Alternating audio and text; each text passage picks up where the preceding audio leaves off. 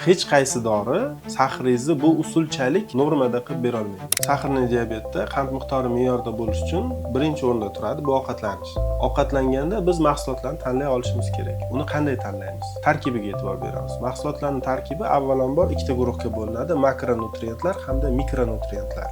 Mikronutriyentlarga vitamin va minerallar kiradi. Makronutriyentlarga uglevodlar, oqsillar va yog'lar kiradi. Mana shu barcha ko'rsatkichlar ichidan aynan uglevodlari kam bo'lgan mahsulotlarni biz tanlab olishimiz kerak. Aynan biz uglevodlari kam mahsulotlarni iste'mol qilsak, qand miqdorimiz ko'tarilib yoki tez o'ynab qolish holatlari kuzatilmaydi va qand miqdori bir maromda ketadi.